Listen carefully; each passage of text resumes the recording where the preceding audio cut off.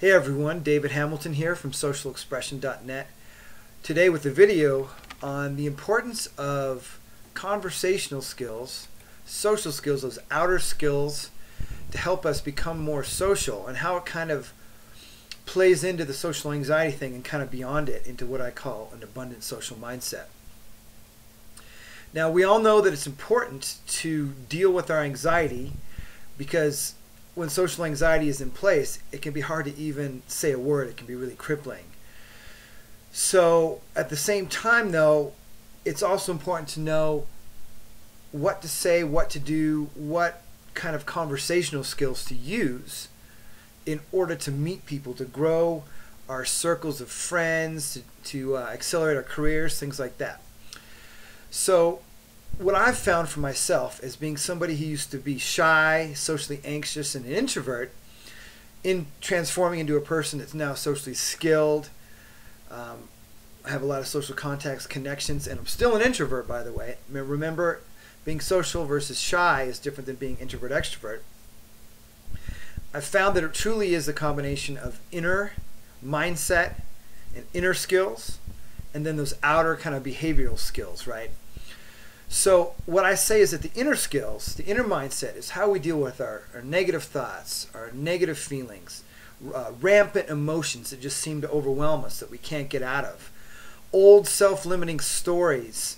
How do we find out what's important to us, get to what matters to us, our values, so we can rewrite and create a life story that we want, and to begin living that life, that new life, the one that we want, not the one that we don't want, that we're stuck in, not our social anxiety story. We want to bring that life forth inside out, right? And express that so we can be more social and connect to people better.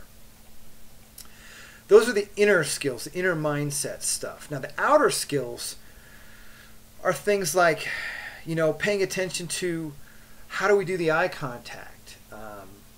What's our breathing like, which is kind of a combination of inner, relaxing, but also outer, because we're focusing on the physicality of our breathing. Certainly conversational skills. Watching and reading body language. What's our body language saying? If we change that a bit, or are we watching somebody else's, what's that saying? Those are more the outer skills, is what I call them. So when I work with clients on letting go of those anxious thought patterns and behaviors and to build more confidence, I focus a lot on coaching them on the mindset and more empowering ways of thinking, okay? The mentoring often comes in, sure, and saying, well, here's a belief you might want to try, but I find a lot of times it comes in as people will say, well, what do I do? How do I say, what specifically should I say? And sometimes I do like to, give examples, but I also like to train the skill, the outer skill, the conversational skill, right? It's important that we do that too to kind of get the whole thing covered. For me, in my journey from being socially anxious, shy, into being a very social person, I actually handled the outer skills first. One is because I didn't know I had social anxiety, so I would make lists of things like make more eye contact, smile more, say hi more, read books on it, all the skills stuff, right? And the skills got me some results, but you see, I can never actually be a social person or ever feel right doing it because I didn't realize that my mindset and my beliefs and the inner story I was telling was an inherently negative one, like a wholly negative story. And so it wasn't easy for me to be consistent and be social. And then I have big crashes and setbacks and wouldn't want to go out at all, or wouldn't go out for a while, and always be like forcing it, okay? I've come across people like this, clients like that, that will say, no, people look at me and I tell them I'm shy and nervous, and they go, I can't tell. But inside they're just tormented. That was exactly me. Now, not all of you are like that, and I get that. But a lot of you are like that. And you've probably worked on the outer skills just like me. So, and there is crossover between inner and outer. That's important to know. But we can break them down into two categories to make it easier to work on one thing and the other and then bring them together. So an example I like to give is think about learning to ride a bike. If you were like me as a kid, I don't know. It took me a while. It wasn't until like I was 9 or 10 because I was so afraid.